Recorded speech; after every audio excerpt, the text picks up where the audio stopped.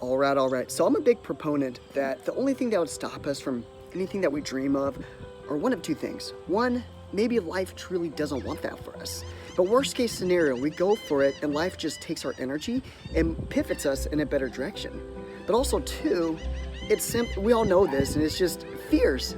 It's fears on some level. We're unwilling to face the fears required to work toward the dreams that we have, right? It's not that we're not meant to have those dreams. It's not that we can't. It's not that we're not good enough or worthy. It's that on some level, whether or not we admit it or have the courage to admit it, there's fears. There's this discomfort that we're unwilling to face. And it is my firm, strong belief, just taking it from using myself as a case study, my experience growing up of being in depression, anxiety, and really feeling hopeless and just I don't know what I'm doing. All I did was lock myself up in my room just so I could have peace and quiet, away from the chaos of the world. And freaking my family will attest to this. All my family pictures, a lot of them growing up, showed me just like, I'm just like sad in those pictures because that's truly how I felt. I didn't feel a need to like fake it, nor did I have the energy to fake that I was living a happy life. I just was miserable. And that's just how it was. And so every human being has the potential to dream big, right? Those are thoughts. That's a vision. It's about asking, what do I want? Who am I? We can define something as long as we have a vision, an image, a visualization that we can call and see. That's something that we can aim for. Now, why is it that we can't just flow freely toward it? Why is it that we can dream, but very few actually achieve that dream? Well, it's like I said, it's because, deeply rooted down, we're unwilling. We haven't made the decision to face those discomforts yet.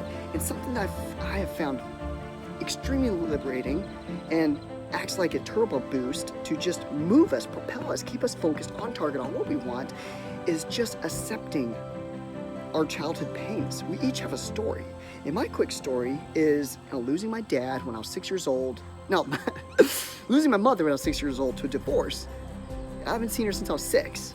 And then losing my dad when I was 14 to cancer. So I've kind of just been like nurturing myself, making it through life, trying to figure this out on my own.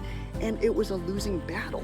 It was a losing battle for so long because I was escaping my past. I didn't want to feel the pain. That's why I locked myself up in my room and wanted to avoid people. And I carried that with me for such a long time. And it wasn't until I flipped the script, decided one day that, hey, I'm going to rewrite my story. Right now I'm saying I'm broken. I'm miserable. Nothing good is possible in my life because of my childhood, because of life tore me down, took away basically everything I had. And now, life hates me, and that's my fate. I got nothing bright about my future. How can I? Life stripped away my dad, my mom. What else could I possibly look for? And I was just this miserable person. And then I flipped the script and I was like, you know what, screw that. I want a miserable life. How do I really know for sure that there's not something greater for me out there? What if the past was just a link, that past of pain, struggles, hardship? What if that was just a bridge, a link? What if that was just like challenges to something greater? Because what if I just faced it? Would I not grow? Could I not liberate myself and feel more free? Why not? Or do I really want to live the rest of my life without knowing for sure? And on some level, I think we all do know that misery, pain, those are just feelings. They're not permanent. They're permanent if we make it permanent, if we escape it, if we don't ever face them. But I think we all know on some level that if we just face them, accept them, and use them to rechannel our direction in life, it can be a strength, a turbo boost, and in fact, we can find our passions through our pains, because I truly believe that our fears, our pains, from our upbringing, our childhood, whatever experiences we've had, they are stepping stones that point us more toward meaning. Think about it. If we're avoiding pain, that's a limitation in our life. Now let's say we face it, let it go, and we free ourselves. Now we don't have those limitations. We've changed ourselves, and by changing ourselves, we change our direction, our course in life. We change the possibilities. Now we have a different future that we can aim for, unbound by those limitations. So the more we accept our upbringing, the more we just accept our childhood as nothing, not something to be ashamed of, but it's just stepping stones. It's just challenges to something more meaningful. So the sooner we accept our story, the sooner we know our stories, it's kind of like what Sun Tzu said, know yourself, or know thyself, know your enemy or whatever, and you'll win 1,000 battles. I don't know, paraphrasing here. But yeah, let's think about that. The essence of that is the more you know yourself, the more you know, like, yeah, it sounds weird. Anyone can repeat a statement and sound certain saying it, right? Know yourself, and know yourself. But know yourself, know your pains, accept them. And by doing so, you really get to know yourself. Know yourself as in you know the direction you want.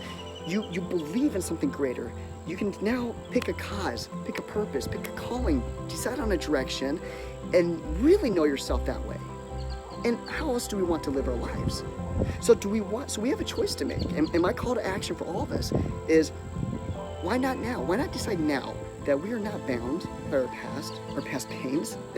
In fact, we're going to face them, and in doing so, we get to find our callings, our purpose. Because what are we living for in life? We have two options here. Stay bound, stay limited, or two, just unchain ourselves, face it, pick a direction, something worth fighting for, and just go for it. Why not, right? We live once. So when's the best time? Obviously, it's now. So what if right now in this very moment, we just decided, hey, my story's not done being written. It was a premature conclusion that I can't change because of my past. So erase it, rewrite it. That's in our control. That's in our power. Life is going to run its course, but our job is still to pick a direction and move. Because in doing so, life changes around us. We might not get everything we wanted, but we're going to get something more. We're going to get something meaningful, because that is reflected in our world when we change who we are on the inside. So let's accept our past.